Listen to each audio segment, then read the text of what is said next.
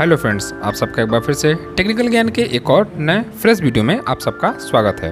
आज हम एक बार फिर से उपस्थित हैं एक नए जानकारी के साथ। आज हम कोर्स ऑन कंप्यूटर कॉन्सेप्ट यानी CCC के पहले प्रैक्टिस सेट को सॉल्व करेंगे, जो कि आने वाले एग्ज़ाम में आपके लिए बहुत ज़्यादा मददगार साबित होगा। तो चलिए शुरू करते हैं। सबसे पहले बात करते हैं आज के आपके पहले सवाल की। उससे पहले बता दें, इसमें आपको 50 क्वेश्चन बहुविकल्पी होंगे और 50 क्वेश्चन जो होंगे वो आपके ट्रू एंड फॉल्स होंगे। आज हम इन सारे क्वेश्चन को सॉल्व करेंगे और आपको इनके जवाब बताएंगे।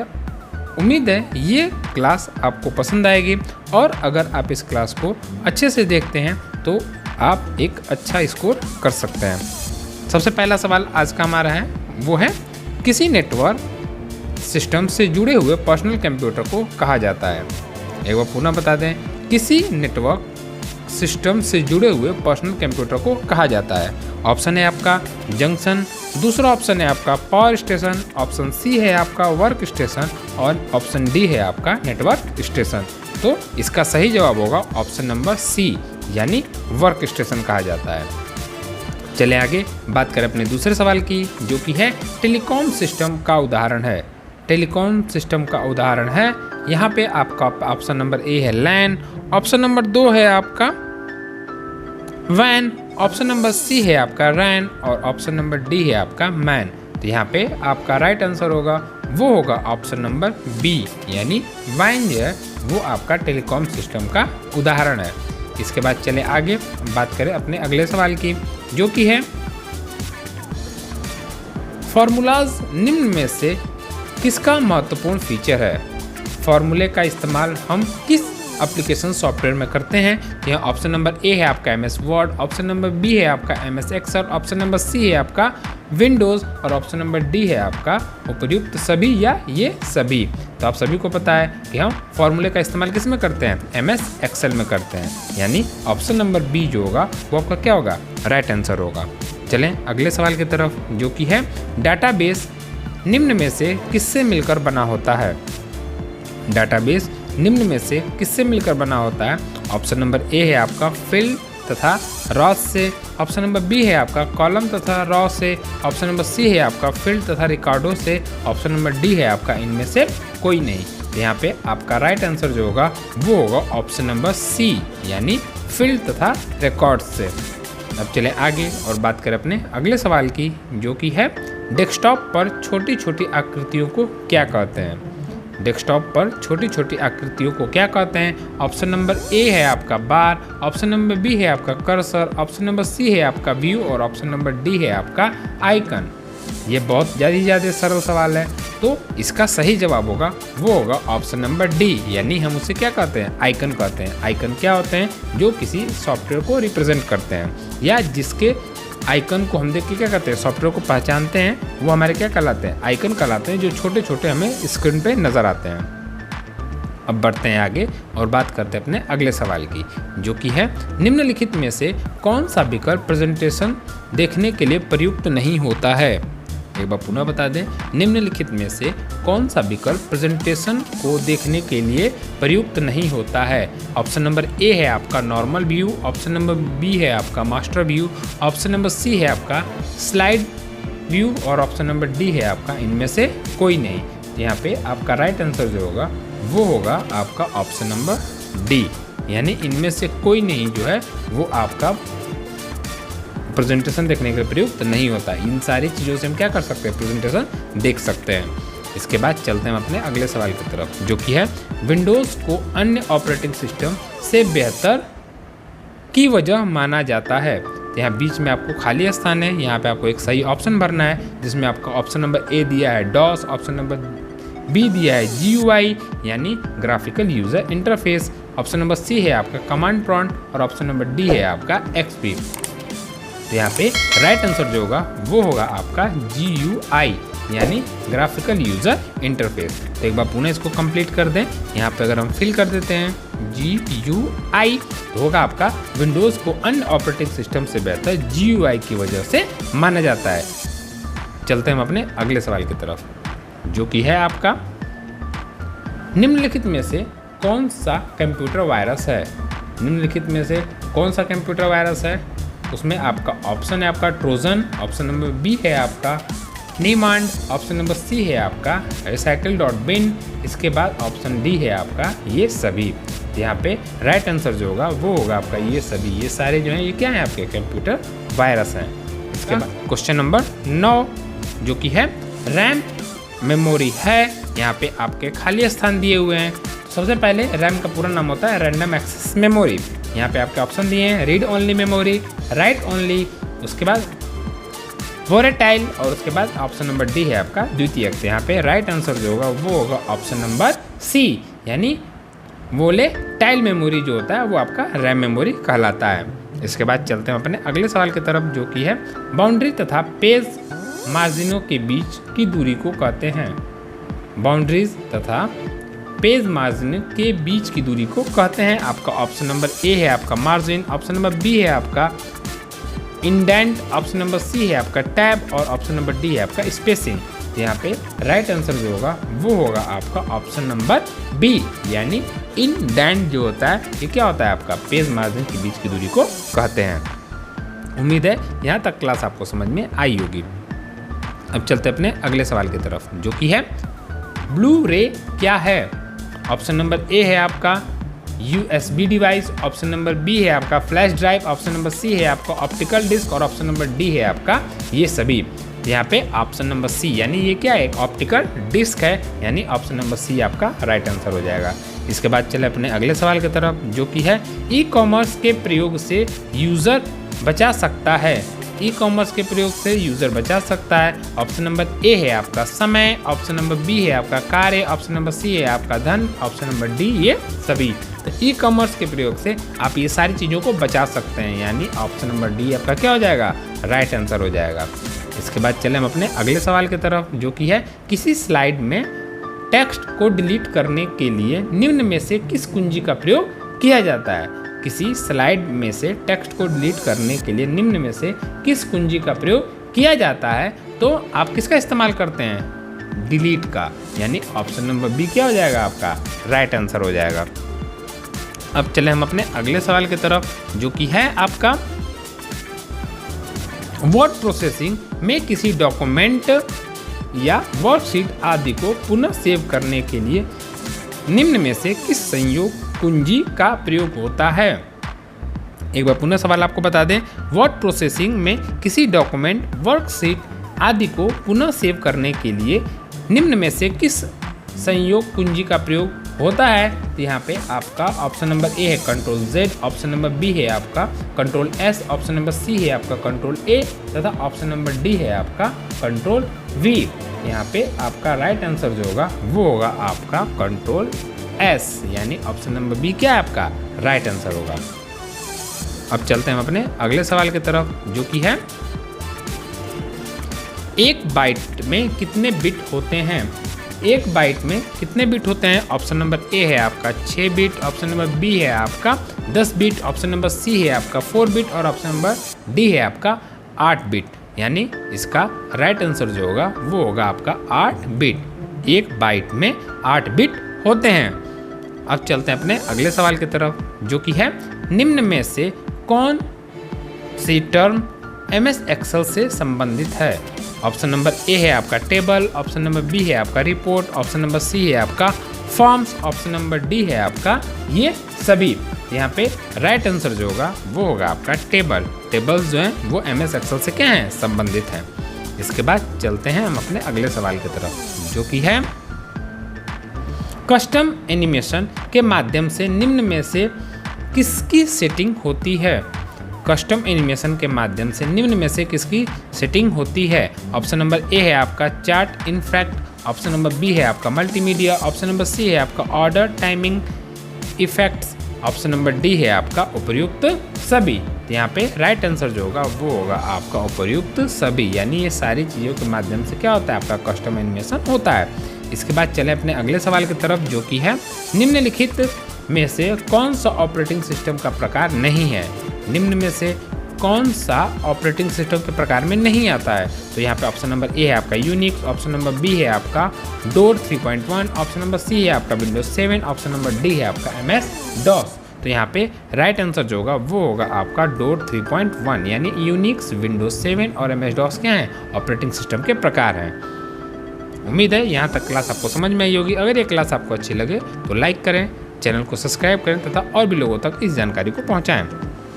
इसके बाद बात करते हैं अपने अगले सवाल की, जो कि है विजिट की जाने वाली वेबसाइट के एड्रेस को कहाँ पर टाइप किया जाता है। यहाँ पे ऑप्शन आपका दिया हुआ है, वो है आपका option number A status bar, option number B है आपका address bar, option number C है आपका explorer bar, option number D है इनमें से कोई नहीं। तो यहाँ पे आपका राइट आंसर जो होगा वो होगा ऑप्शन नंबर बी यानी एड्रेस बार। एड्रेस बार पे जब कोई वेबसाइट आप लिखते हैं तभी वो आपको उस स्थान पे वो लेके जाता है, और एड्रेस बार से भी आपको ये चीज़ स्पष्ट हो जाएगा कि हम जब किसी का एड्रेस लिखेंगे तभी वहाँ पहुँच सकते हैं, या किसी की जगह पे जाना हो या किसी के घर जाना हो तो हम क्या करते हैं, उनका एड्रेस लेते हैं और उसी एड्रेस के माध्यम से उनके घर पे पहुँचते हैं। ठीक उसी तरीके से जब आप वेबसाइट को एड्रेस बार में टाइप करते हैं तभी आपको उस जगह पे वेबसाइट जो है वो लेके जाता है। तो ये सारे आपके सिस्टम होते हैं, इसके कार्य करने का तरीका होता है। तो ध्यान रखिएगा, विजिट करने के लिए किसी वेबसाइट को एड्रेस बार में हम क्या करते हैं, टाइप करते हैं। इसके बाद चलते हैं हम अपने अगले सवाल की तरफ, जो कि है CRT निम्न में से किसका भाग है। CRT निम्न में से किसका भाग है। आपका ऑप्शन नंबर ए है आपका OMX, ऑप्शन नंबर बी है आपका OCR, ऑप्शन नंबर सी है आपका VDU और ऑप्शन नंबर डी है आपका MICR। तो यहाँ पे आपको पता है CRT यानी कैथोड रे ट्यूब, ये किसका भाग है, तो आपका वर्चुअल डिस्प्ले यूनिट यानी VDU। ऑप्शन नंबर सी क्या हो जाएगा, आपका राइट आंसर हो जाएगा। इसके बाद चलें हम अपने अगले सवाल की तरफ, जो कि है रोम में उपस्थित अस्थायी प्रोग्राम को कहा जाता है। यहाँ पे फिर खाली स्थान है, यहाँ पे कौन सा सही जवाब होगा, आइए जानते हैं। तो पहला ऑप्शन दिया आपका EEPROM, ऑप्शन नंबर बी है आपका PROM, ऑप्शन नंबर सी है आपका RAM और ऑप्शन नंबर डी है आपका BIOS। तो यहाँ पे राइट आंसर जो होगा वो होगा ऑप्शन नंबर डी यानी BIOS। यहाँ पे हम फिल कर देते हैं BIOS। तो क्या होगा, रोम में उपस्थित सभी अस्थायी प्रोग्राम को BIOS कहा जाता है। अब चलते हैं हम अपने अगले सवाल की तरफ, जो कि है सबसे पहले कंप्यूटर को किस भाषा के प्रयोग से प्रोग्राम किया जाता था। ऑप्शन नंबर ए है आपका असेंबली भाषा, ऑप्शन नंबर बी है आपका source code, option number C है आपका ऑब्जेक्ट कोड और ऑप्शन नंबर डी है आपका मशीनी भाषा। तो यहाँ पे राइट आंसर जो होगा वो होगा ऑप्शन नंबर डी। आपने कंप्यूटर के इतिहास में पढ़ा भी होगा कि मशीनी भाषा से क्या होता था, सबसे पहले कंप्यूटर को प्रोग्राम किया जाता था और इससे कंप्यूटर को वही व्यक्ति चला सकता था जिसे ये मशीनी भाषा आती थी। इसके बाद चलते हैं हम अपने अगले सवाल की तरफ, जो कि है MS Excel में किसी सेल में प्रविष्ट किए गए नंबर स्वतः ही होते हैं। यहाँ पे फिर खाली स्थान है, तो यहाँ पे ऑप्शन आपके हैं left aligned, option number B है आपका right aligned, option number C है आपका जस्टिफाइड, ऑप्शन नंबर डी है आपका सेंडर एलाइंड्स। तो यहाँ पे एलाइंड्स प्रोनाउंसिएशन में थोड़ी सी दिक्कत हो सकती है, तो आप यहाँ पे देख सकते हैं। तो आपका यहाँ पे राइट आंसर जो होगा वो होगा ऑप्शन नंबर बी यानी राइट एलाइंड्स जो होगा वो क्या होंगे आपके, इसके राइट आंसर होंगे। इसके बाद चलते हैं हम अपने अगले सवाल की तरफ, जो कि है MS PowerPoint का प्रयोग किस कार्य के लिए किया जाता है। MS PowerPoint का प्रयोग किस कार्य के लिए किया जाता है, तो आपका यहाँ पे ऑप्शन दिया है पहला डाटा को मैनिपुलेट करने के लिए, ऑप्शन नंबर 2 है आपका डाटा विश्लेषण में, ऑप्शन नंबर सी है आपका वर्ड प्रोसेसिंग में, ऑप्शन नंबर डी है आपका प्रेजेंटेशन की डिजाइनिंग में। तो यहाँ पे आपका राइट आंसर जो होगा वो होगा आपका ऑप्शन नंबर डी यानी प्रेजेंटेशन की डिजाइनिंग में इसका इस्तेमाल किया जाता है। इसके बाद चलते हैं अपने अगले सवाल की तरफ, जो कि है इंटरनेट एक फिर आपका डॉट डॉट है, तो यहाँ पे खाली स्थान है, इस खाली स्थान को हमें भरना है। तब ऑप्शन नंबर ए है आपका एकल नेटवर्क, ऑप्शन नंबर बी है आपका विभिन्न नेटवर्कों का बड़ा संग्रह, ऑप्शन नंबर सी है आपका लोकल एरिया नेटवर्क का इंटरकनेक्शन, ऑप्शन नंबर डी है आपका उपयुक्त में से कोई नहीं। तो यहाँ पे राइट आंसर जो होगा वो होगा ऑप्शन नंबर बी यानी विभिन्न नेटवर्कों का बड़ा संग्रह है, जो क्या कहलाता है आपका इंटरनेट कहलाता है। चलते हैं आगे और बात करते हैं अपने अगले सवाल की, जो कि है किसी व्यवस्था में एक बैंक से दूसरे बैंक में फंड का स्थानांतरण वास्तविक समय में एवं एक सकल आधार पर होता है। एक बार पुनः बता दें, किसी व्यवस्था में एक बैंक से दूसरे बैंक में फंड का स्थानांतरण वास्तविक समय में एवं सकल आधार पर होता है। तो यहाँ पे आपके ऑप्शन है, यहाँ पूछ रहा है किस प्रकार से होता है। ऑप्शन देखा आपका RTGS, ऑप्शन नंबर सी है आपका नेफ्ट, ऑप्शन नंबर सी है आपका TT, ऑप्शन नंबर डी है आपका EFT। यहाँ पे राइट आंसर जो होगा वो होगा ऑप्शन नंबर ए RTGS आप करेंगे जब, तो आपका फंड जो है वो वास्तविक समय में एक स्थान से दूसरे स्थान पे चला जाएगा। अब बात करते हैं अपने अगले सवाल की, जो कि है निम्नलिखित में से कौन सा एक सर्च इंजन है। निम्नलिखित में से कौन सा एक सर्च इंजन है। ऑप्शन नंबर ए है आपका गूगल, ऑप्शन नंबर बी है आपका याहू, ऑप्शन नंबर सी है आपका हॉटबॉट, ऑप्शन नंबर डी है आपका उपर्युक्त सभी। तो यहाँ पे आपका ऑप्शन नंबर डी जो होगा वो क्या होगा, आपका राइट आंसर होगा। यानी गूगल, याहू, हॉटबॉट ये जो है क्या है, आपके सारे सर्च इंजन है। इसके बाद चलते हैं हम अपने अगले सवाल की तरफ, जो कि है माइक्रोसेकंड को किस प्रकार से व्यक्त करते हैं। माइक्रोसेकंड को किस प्रकार से व्यक्त करते हैं। ऑप्शन नंबर ए है आपका capital MS, option number B है आपका US, ऑप्शन नंबर सी है आपका NS, ऑप्शन नंबर डी है आपका PS। तो यहाँ पे माइक्रोसेकंड को व्यक्त करने के लिए हम किस सिंबल का या किस प्रकार से हम व्यक्त करते हैं, तो यहाँ पे आपका राइट आंसर जो होगा वो होगा ऑप्शन नंबर बी। इस प्रकार से क्या होता है, आपका माइक्रोसेकंड को व्यक्त किया जाता है। इसके बाद चलते हैं हम अपने अगले सवाल की तरफ, जो कि है MICR का प्रयोग निम्न में से किस कार्य को करने के लिए किया जाता है। MICR का प्रयोग निम्न में से किस कार्य को करने के लिए किया जाता है। यहाँ पे आपके ऑप्शन दिए हुए हैं, वो है आपका बार कोड रीड करने के लिए, ऑप्शन नंबर बी है आपका कंप्यूटर गेम्स खेलने के लिए, ऑप्शन नंबर सी है MCQ पेपर को करेक्शन करने के लिए, और ऑप्शन नंबर डी है आपका चेक क्रेडिट कार्ड को रीड करने के लिए। तो यहाँ ऑप्शन नंबर डी जो है वो क्या है, आपका सही है। MICR का प्रयोग अक्सर आप देखे होंगे चेक बुक में किया जाता है। इसके बाद चलते हैं अपने अगले सवाल की तरफ, जो कि है कंप्यूटर में निम्न में से किस प्रकार का इनपुट दिया जा सकता है। कंप्यूटर में निम्न में से किस प्रकार का इनपुट दिया जा सकता है। ऑप्शन नंबर ए है आपका न्यूमेरिक, ऑप्शन नंबर बी है आपका अल्फ़ाबेटिक, ऑप्शन नंबर सी है आपका अल्फ़ा न्यूमेरिक, और ऑप्शन नंबर डी है आपका उपर्युक्त सभी। तो यहाँ पे आप न्यूमेरिक, अल्फ़ाबेटिक, अल्फ़ा न्यूमेरिक तीनों जो है वो प्रकार से आप क्या कर सकते हैं, इनपुट दे सकते हैं। यानी इसका जवाब क्या होगा, ऑप्शन नंबर डी जो होगा वो क्या हो जाएगा, राइट आंसर हो जाएगा। यानी ऑप्शन नंबर डी जो है वो क्या है, आपका राइट आंसर है। इसके बाद चलते हैं अपने अगले सवाल की तरफ, जो कि है निम्नलिखित में से कौन सा अंकगणितीय ऑपरेटर है। निम्नलिखित में से कौन सा अंकगणितीय ऑपरेटर है। ऑप्शन नंबर ए है आपका एंड, ऑप्शन नंबर बी है आपका और, ऑप्शन नंबर सी है आपका नॉट, और ऑप्शन नंबर डी है आपका इनमें से कोई नहीं। तो यहाँ पे आपका राइट आंसर जो होगा वो होगा इनमें से कोई नहीं, यानी कोई भी इसमें जो दिए हैं ऑप्शन वो आपके अंकगणितीय ऑपरेटर नहीं है। इसके बाद चलते हैं हम अपने अगले सवाल की तरफ, जो कि है निम्न में से कौन सा कंप्यूटर को दिए गए निर्देशों का एक सेट है। निम्न में से कौन सा कंप्यूटर को दिए गए निर्देशों का एक सेट है। ऑप्शन नंबर ए है आपका सॉफ्टवेयर, ऑप्शन नंबर बी है आपका हार्डवेयर, ऑप्शन नंबर सी है आपका सूचना, और ऑप्शन नंबर डी है आपका उपर्युक्त में से कोई नहीं। तो यहाँ पे आपका ऑप्शन नंबर ए जो होगा वो क्या होगा, आपका राइट आंसर होगा। यानी निर्देशों का एक सेट जो है वो क्या कहलाता है, आपका सॉफ्टवेयर कहलाता है। इसके बाद अगला सवाल है आपका, वो है आपका 1 KB समतुल्य है।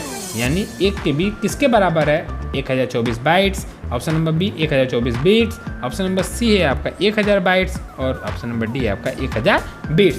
तो यहाँ पे राइट आंसर जो होगा वो होगा ऑप्शन नंबर ए, यानी 1024 बाइट्स के बराबर है।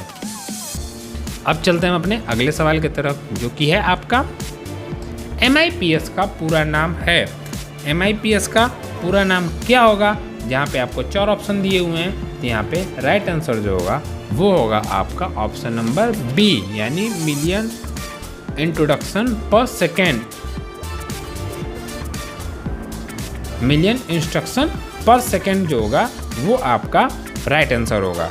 यानी MIPS का पूरा नाम मिलियन इंस्ट्रक्शंस पर सेकेंड होगा। यहाँ पर चलते हैं अपने अगले सवाल की तरफ, जो कि ईमेल भेजते समय प्रयुक्त की जाने वाले वर्ड BCC का अर्थ है। तो यहाँ पे आपका राइट आंसर जो होगा वो होगा आपका ऑप्शन नंबर ए, जो होगा क्या होगा इसका राइट आंसर होगा। इसके बाद चलते हैं अपने अगले सवाल की तरफ, जो कि है एक टीबी समतुल्य है। एक टीबी किसके समतुल्य है? ऑप्शन नंबर ए है आपका 1024 KB, ऑप्शन नंबर बी है आपका 1024 MB, ऑप्शन नंबर सी है आपका 1024 GB और ऑप्शन नंबर डी है आपका 1024 बाइट्स। तो यहाँ पे आपके राइट आंसर जो होंगे वो होंगे आपके ऑप्शन नंबर सी, यानी 1024 GB के बराबर होगा। इसके बाद चलते हैं हम अपने अगले सवाल की तरफ, जो कि है लाइनक्स ऑपरेटिंग सिस्टम है। लाइनक्स ऑपरेटिंग सिस्टम है, ऑप्शन नंबर ए है आपका multi user, option number B है आपका महंगा, ऑप्शन नंबर सी है आपका कमज़ोर सुरक्षा सिस्टम और ऑप्शन नंबर डी है आपका सिंगल यूज़र। तो यहाँ पे इसका राइट आंसर जो होगा वो होगा आपका option number a multi user, जो है आपका क्या हो जाएगा राइट आंसर होगा। इसके बाद चले हम अपने अगले सवाल की तरफ, जो कि है ऑपरेटिंग सिस्टम का अन्य नाम है। ऑपरेटिंग सिस्टम का अन्य नाम है, ऑप्शन नंबर ए है आपका language manager, option number B है आपका printing manager, option number C है आपका computer manager, option number D है आपका रिसोर्स मैनेजर। तो यहाँ पे राइट आंसर जो होगा वो होगा आपका ऑप्शन नंबर डी, यानी रिसोर्स मैनेजर। इसके बाद चलें अगले सवाल की तरफ, जो कि है निम्न में से कौन रोम के प्रकार हैं? निम्न में से कौन रोम के प्रकार हैं? ऑप्शन नंबर ए है आपका प्रॉम, ऑप्शन नंबर बी है आपका ई प्रॉम, ऑप्शन नंबर सी है आपका ई प्रॉम और ऑप्शन नंबर डी है आपका उपर्युक्त सभी। तो यहाँ पे राइट आंसर जो होगा वो होगा आपका उपर्युक्त सभी, यानी ऑप्शन नंबर डी प्रॉम, ई प्रॉम और ई प्रॉम क्या है आपके रोम के प्रकार हैं। इसके बाद चलें हम अपने अगले सवाल की तरफ, जो कि है कंप्यूटर की डिस्क पर उपस्थित सभी सूचना की एक कॉपी रखता है। कंप्यूटर की डिस्क पर उपस्थित सभी सूचना की एक कॉपी रखता है। ऑप्शन नंबर ए है आपका disk compression, option number B है आपका disk fragmenter, option number C है आपका backup utilities, option number D है आपका डिस्क क्लीनर्स। तो यहाँ पे आपका राइट आंसर जो होगा वो होगा ऑप्शन नंबर सी, यानी बैकअप यूटिलिटीज, जो है आपके क्या हो जाएंगे राइट आंसर हो जाएंगे। इसके बाद चलें हम अपने अगले सवाल की तरफ, जो कि है नेटवर्क से जुड़े प्रत्येक कंप्यूटर को कहते हैं। नेटवर्क से जुड़े प्रत्येक कंप्यूटर को कहते हैं क्या कहते हैं? पहला है आपका चैनल, दूसरा है आपका हब, तीसरा है आपका नोड और चौथा है आपका मॉडेम। तो यहाँ पे राइट आंसर जो होगा वो होगा ऑप्शन नंबर सी, यानी नोड कहते हैं उसे हम। इसके बाद चलें अपने अगले सवाल की तरफ, जो कि है निम्नलिखित में से कौन सा स्टोरेज डिवाइस नहीं है? निम्न में से कौन सा स्टोरेज डिवाइस नहीं है? ऑप्शन नंबर ए है आपका pen drive, option number B है आपका रैम, ऑप्शन नंबर सी है आपका CD-ROM, ऑप्शन नंबर डी है आपका मेमोरी कार्ड। तो यहाँ पे आपका स्टोरेज डिवाइस नहीं है, तो यहाँ पे राइट आंसर जो होगा वो होगा ऑप्शन नंबर बी, यानी रैम। रैम जो है वो स्टोरेज डिवाइस के अंतर्गत नहीं आता है। इसके बाद चलें हम अपने अगले सवाल की तरफ, जो कि है ग्राफिकल डाटा को निम्न में से किसमें अच्छे से ट्रांसमिट किया जा सकता है? ग्राफिकल डाटा को निम्न में से किसमें अच्छे से ट्रांसमिट किया जा सकता है? ऑप्शन नंबर ए है आपका optical fibre, option number B है आपका coaxial cable, option number C है आपका Ethernet cable, option number D है आपका इनमें से कोई नहीं। यहाँ पे राइट आंसर जो होगा वो होगा आपका ऑप्शन नंबर बी, यानी कोएक्सियल केबल। इसके बाद चलें हम अपने अगले सवाल की तरफ, जो कि है एक्सेल विंडो का कौन सा क्षेत्र मान एवं सूत्र रखता है? एक्सेल विंडो का कौन सा क्षेत्र मान एवं सूत्र रखता है? ऑप्शन नंबर ए है आपका title bar, option number B है आपका menu bar, option number C है आपका formula bar, option number D है आपका स्टैंडर्ड टूल बार। तो यहाँ पे राइट आंसर जो होगा वो होगा ऑप्शन नंबर सी, यानी फार्मूला बार जो होगा वो क्या होगा इसका राइट आंसर होगा। इसके बाद चलें हम अपने अगले सवाल की तरफ, जो कि है आपका वर्ड डॉक्यूमेंट में कागज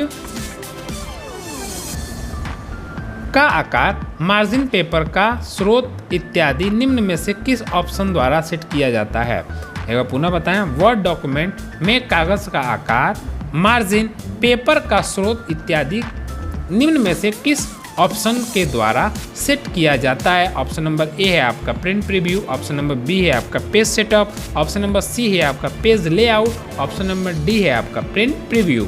तो यहाँ पे आपका ऑप्शन नंबर बी यानी पेज सेटअप जो होगा वो क्या होगा आपका राइट आंसर होगा। पेज सेटअप करके आप ये सारी चीज़ें जैसे कि पेज का आकार, मार्जिन, पेपर के स्रोत इत्यादि जैसी चीज़ों को आप क्या कर सकते हैं, सेट कर सकते हैं। इसके बाद चलें अपने अगले सवाल की तरफ, जो कि है सही व्यवहार के लिए बनाए गए नियमों के समूह होते हैं जिसके आधार पर लोगों के बीच आपसी व्यवहार की प्रक्रिया का आकलन किया जाता है। यहाँ सबसे आगे ही आपका रिक्त स्थान है, जिनमें 4 ऑप्शन में से कोई एक ऑप्शन आपके सही होंगे, जो वहाँ पे हम क्या करेंगे, फिल करेंगे। तो यहाँ पे आपके ऑप्शन सी जो होगा वो होगा आपका राइट आंसर होगा, जो कि है एटिकेट्स जो है ये क्या है, एटिकेट्स जो है वो आपका क्या है, राइट आंसर है। इसके बाद चलें हम अपने अगले सवाल की तरफ, जो कि है टेक्स्ट को राइट अलाइन करने के लिए किस कीबोर्ड शॉर्ट का इस्तेमाल किया जाता है? टेक्स्ट को राइट लाइन अलाइन करने के लिए किस कीबोर्ड शॉर्टकट का प्रयोग किया जाता है? ऑप्शन नंबर ए है आपका control A, option number B है आपका ऑप्शन नंबर ए है आपका control R, option number B है आपका control B, option number C है आपका कंट्रोल ए और ऑप्शन नंबर डी है आपका कंट्रोल ई। तो यहाँ पे राइट आंसर जो होगा वो होगा आपका ऑप्शन नंबर ए यानी कंट्रोल आर जो है वो क्या करता है, टेक्स्ट को राइट अलाइन करने में मदद करता है। इसके बाद चलें अपने अगले सवाल की तरफ, जो कि है लाइनक्स में किसी डायरेक्टरी को हटाने के लिए निम्न में से कौन से कमांड का प्रयोग किया जाता है?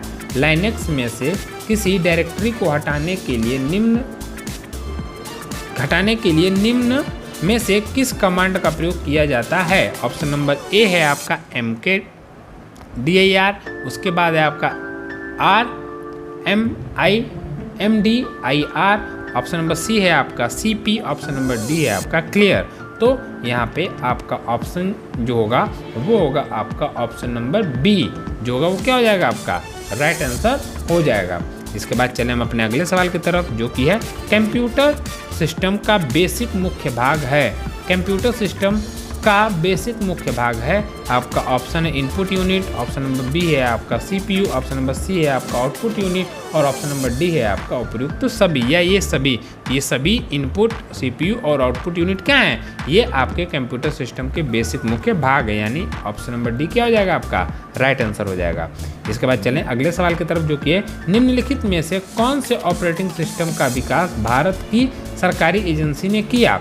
पहला है आपका एंड्रॉयड, दूसरा है आपका बायोस, ऑप्शन नंबर सी है आपका स्बिन, ऑप्शन नंबर डी है आपका इनमें से कोई नहीं।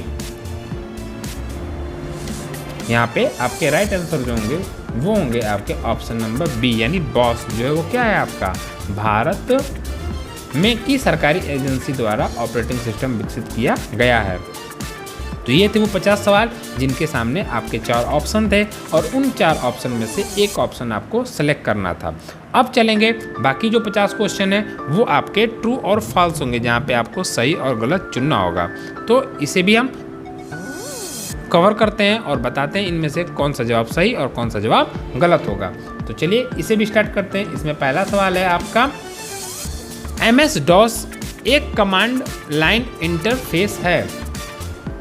एक बार पुनः बता दें, MS-DOS एक कमांड लाइन इंटरफेस है, ये क्या है आपका, ये आपका सही जवाब है। इसके बाद चलें बॉस विंडोज़ का एक संस्करण है, बॉस विंडोज़ का एक संस्करण है, ये क्या है आपका गलत जवाब है, क्योंकि अभी हमने बॉस के बारे में बताया ऊपर जो 4 ऑप्शन में दिए थे। इसके बाद चलें अगले सवाल पे, जो कि वर्तमान में विंडोज़ किसी भी कंप्यूटर पर सबसे पहले इंस्टॉल किए जाने वाला ऑपरेटिंग सिस्टम है, ये क्या होगा आपका सही जवाब होगा। इसके बाद चलें आपका दिया है RTOS का पूरा नाम रियल टाइम ऑपरेटिंग सिस्टम है, तो ये भी आपका क्या है सही जवाब है। इसके बाद चलें हम अपने अगले सवाल की तरफ, जो कि है डिजाइनिंग टेबलेट एक आउटपुट डिवाइस है, तो ये क्या है आपका गलत जवाब है। इसके बाद चलें आगे, बात करें वैन में डाटा संचरण सैटेलाइट के माध्यम से होता है, तो ये आपका सही जवाब है। इसके बाद चलें अगले सवाल की तरफ, जो कि है लाइट पेन एक फोटो सेंसिटिव पॉइंटिंग डिवाइस है। लाइट पेन एक फोटो सेंसिटिव पॉइंटिंग डिवाइस है, तो ये क्या है आपका सही जवाब होगा ये भी। इसके बाद चलें आगे, वर्चुअल डिस्प्ले यूनिट के बिना भी यूज़र कंप्यूटर सिस्टम पर कार्य कर सकता है, तो ये बिल्कुल गलत जवाब है। जब तक आप देखेंगे नहीं तब तक आप उसके कार्य को नहीं कर सकते हैं, यानी आपके मॉनिटर का होना बहुत ही आवश्यक है या अति आवश्यक है।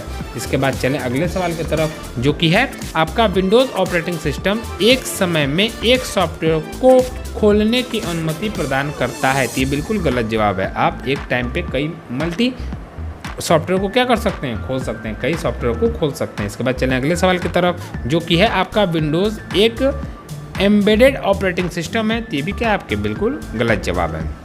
अब चलते हैं आगे, बात करते हैं अपने अगले सवाल की, जो कि है आपका डेस्कटॉप पर छोटी छोटी पिक्चरें प्रायः टास्क बार को प्रदर्शित करती हैं, तो ये भी क्या आपके गलत जवाब है। वो छोटे छोटे जो चित्र हैं वो आइकन को प्रदर्शित करते हैं। इसके बाद है सिंगल यूज़र ऑपरेटिंग सिस्टम में एक समय में एक ही यूज़र कार्य कर सकता है, तो ये बिल्कुल सही जवाब है। आप सिंगल यूज़र ऑपरेटिंग सिस्टम में एक बार में एक ही व्यक्ति उस पर क्या कर सकता है, कार्य कर सकता है। अगला सवाल है लैपटॉप का प्रयोग कहीं भी यात्रा के दौरान किया जा सकता है, तो ये भी क्या है बिल्कुल सही जवाब है।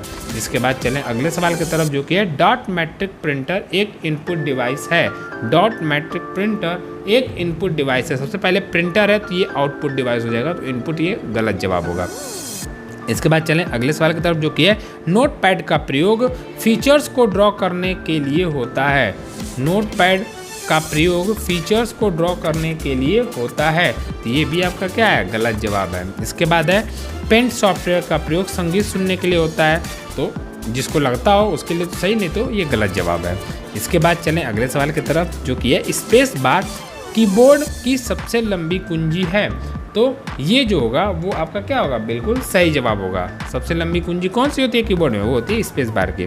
इसके बाद है आपका कंप्यूटर एक मैनुअल मशीन है। कंप्यूटर एक मैनुअल मशीन है, तो ये भी एक गलत जवाब है। इसके बाद है CTR MICR का एक भाग है। CTR MICR का एक भाग है, तो ये भी क्या है गलत जवाब है। इसके बाद चलें अगले सवाल की तरफ, जो कि है कोएक्सियल केबल का प्रयोग केबल टीवी नेटवर्क में होता है, तो ये जो होगा वो क्या होगा आपका, ये आपका जो है वो गलत जवाब होगा, सॉरी ये आपका सही जवाब होगा। इसके बाद चले हम अपने अगले सवाल की तरफ।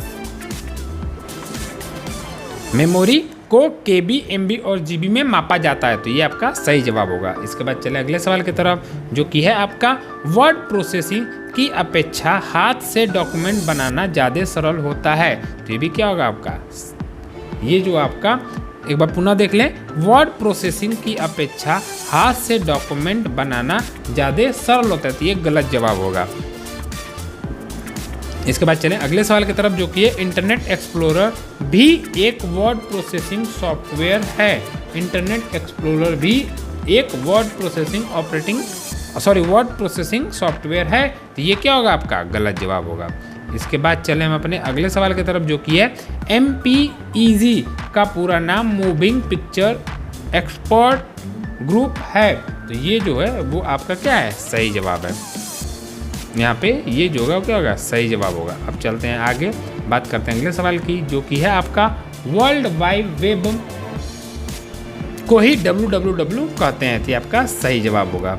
आपको ऐसे ही पूछा जा सकता है कि वर्ल्ड वाइड वेब का शॉर्ट नेम या www का पूरा नाम, ऐसे करके आपको ऑप्शन दिए जा सकते हैं। इसके बाद आपका अगला सवाल है ब्लूटूथ वायर्ड नेटवर्किंग टेक्नोलॉजी का एक उदाहरण है। ब्लूटूथ वायर नेटवर्किंग का एक उदाहरण है, तो ये गलत जवाब होगा। वायर्ड नेटवर्किंग और ब्लूटूथ दो अलग अलग आपके क्या हैं, कार्य हैं, इसलिए ये एक दूसरे के साथ नहीं हो सकते हैं। यहाँ पे अगला सवाल है आपका डॉक्यूमेंट में पैराग्राफ के इंटेंट को बढ़ाने या घटाने के लिए क्रमशः डॉक्यूमेंट के पैराग्राफ के इंडेक्स को बढ़ाने या घटाने के लिए क्रमशः इंक्रीजेंडेंट का प्रयोग करते हैं, तो ये जो होगा वो आपका क्या है सही जवाब होगा। इसके बाद चलते हैं अगले सवाल की तरफ, जो कि है एक्सेल की क्लिपबोर्ड कमांड इंसर्ट टैब में उपस्थित होती है। तो ये जो है वो आपका क्या है, गलत जवाब है। इसके बाद चलें अगले सवाल की तरफ, जो कि है आरटीजीएस द्वारा लेन देन की कोई न्यूनतम सीमा नहीं होती। ये भी आपका क्या है, गलत जवाब है। इनकी भी न्यूनतम सीमा होती है। वाईफाई एक उच्च क्षमता व तीव्र गति ट्रांसमीटर की तकनीकी है। तो ये जो है वो आपका क्या होगा, सही जवाब होगा। अब चलें आगे और बात करें अपने अगले और सवाल की जो बचे हुए हैं, जिसमें एक्सेल के सभी फॉर्मूले बराबर के चिन्ह से समाप्त होते हैं। ठीक है, आपके गलत जवाब है। इसके बाद है आपका स्प्रेडशीट में गणनाओं फार्मूलों की सहायता से की जाती है। तो ये आपका सही जवाब है। इसके बाद है आपका किसी फॉर्मूले में त्रुटि को पहचानने की प्रक्रिया एडिंग कहलाती है। तो ये आपका जो होगा वो आपका क्या होगा, सही जवाब होगा। इसके बाद चलें अगले सवाल की तरफ, जो कि है आपका चैटिंग इंटरनेट की सबसे अधिक महत्वपूर्ण सुविधाओं में से एक है। तो ये आपका सही जवाब है। इसके बाद है आपका रिंग टोपोलॉजी का अन्य नाम बस टोपोलॉजी है। तो ये आपका गलत जवाब है। इसके बाद चलें अगले सवाल की तरफ, जो कि कंप्यूटर तथा अन्य डिवाइस जो कि आपस में कंप्यूटर नेटवर्क के जरिए कम्युनिकेट करते हैं सेंट्रल हब कहलाते हैं। तो ये आपका जो होगा वो क्या होगा, गलत जवाब होगा। इसके बाद है आपका लाइकास एक इंटरनेट ब्राउज़र का उदाहरण है। लाइकास एक इंटरनेट ब्राउज़र का उदाहरण है। तो ये क्या है, आपका गलत जवाब है। इसके बाद है आपका अगला सवाल, जो कि है एंड्रॉयड ऑपरेटिंग सिस्टम सबसे पहले HTC में प्रयोग किया गया था। तो ये आपका सही जवाब है। इसके बाद है आपका ऑप्टिकल फाइबर विद्युत चुंबकीय विवर्तन से पूर्णतः सुरक्षित है। तो ये आपका जो है वो क्या होगा, आपका सही जवाब होगा। इसके बाद चलें आगे, बात करें अपने अगले सवाल की, जो कि है LLL का पूरा नाम लो लेवल लैंग्वेज है। तो ये आपका जो है वो क्या है, आपका सही जवाब। इसके बाद पावर पॉइंट एक स्प्रेडशीट सॉफ्टवेयर है। तो ये क्या है, आपका गलत जवाब होगा। इसके बाद है वेब पेज को डाउनलोड किए बिना प्रिंट नहीं किया जा सकता। ये क्या है, ये भी गलत जवाब है। आप प्रिंट कर सकते हैं। उसके बाद अगला सवाल है विशिष्ट रेखांकित चेक के प्रकार हैं। तो ये आपके क्या होंगे, ये आपके सही जवाब होंगे। इसके बाद बात करें अगले सवाल की, जो कि है ऑपरेटिंग सिस्टम सॉफ्टवेयरों का एक एप्लीकेशन पैकेज है। तो ये आपका क्या है, ये आपका भी सही जवाब होगा। इसके बाद चलें आगे, बात करें अगले सवाल की, जो कि है क्रेडिट कार्ड एक इलेक्ट्रॉनिक पर्स है। तो ये भी आपका क्या है, सही जवाब है। इसके बाद है लाइनेक्स का सोर्स कोड गुप्त होता है। तो ये आपका क्या होगा, ये भी आपका सही जवाब होगा। इसके बाद चलें अगले सवाल पे, जो कि है Ctrl+P का प्रयोग कर वेब पेज के प्रिंट प्रीव्यू को देखने के लिए किया जाता है। तो गलत है, Ctrl+P का प्रयोग करके हम प्रिंट करते हैं। इसके बाद चलें अपने अगले सवाल की तरफ, जो कि है सिस्टम ऑपरेटिंग सिस्टम जावा में लिखा गया है। तो ये आपका क्या होगा, ये भी आपका गलत जवाब होगा। ये आपका क्या होगा, गलत जवाब होगा। इसके बाद है आपका अगला सवाल, डेस्कटॉप कंप्यूटर को कहीं पर भी ले जाया जा सकता है। तो ये आपका गलत जवाब है। इसके बाद है आखिरी आज का सवाल, जो कि है आपका कंप्यूटर के द्वारा कठिन गणितीय गणनाएं नहीं की जा सकती। ये भी क्या है, आपका गलत जवाब है। तो ये थे आज के पहले सेट CCC के, जिनके बारे में हमने आपको बताया। थोड़ी सी प्रोनाउंसिएशन में प्रॉब्लम थी, लेकिन उम्मीद है कि आप उसे अच्छे से पढ़ेंगे तो आपको समझ में आ जाएगा। कैसा लगा क्लास, हमें ज़रूर बताइएगा। मिलते हैं अगले वीडियो में, लेकिन साथ ही साथ एक जानकारी और दे दें, हमने इन सारे क्वेश्चन को 40 मिनट से भी कम समय में क्या किया, सॉल्व कर लिया, सिर्फ इसलिए कि इसके बारे में जानकारी होनी चाहिए। अब जिन्हें ये चीज़ न समझ में आए या दिक्कतें हो रही हों, वो सबसे पहले अपनी तैयारी को मजबूत करें, जिसके लिए आप इस चैनल या अलग अलग किताब का इस्तेमाल कर सकते हैं, जिसकी सहायता से आप अपनी जानकारी को मजबूत कर सकते हैं। आपकी जानकारी जितनी मजबूत होगी, आप उतना ही जल्दी जवाब दे पाएंगे, क्योंकि आपके CCC में 1.5 घंटे का समय होता है आपके ये सारे सवालों के जवाब को देने के लिए। तो जितनी स्ट्रॉन्ग आपकी जानकारी होगी, उतने ही कम समय में आप क्या करेंगे, पेपर को सॉल्व कर पाएंगे। मिलते हैं अगले वीडियो में एक और नए जानकारी के साथ। तब तक के लिए आप सभी का बहुत बहुत धन्यवाद।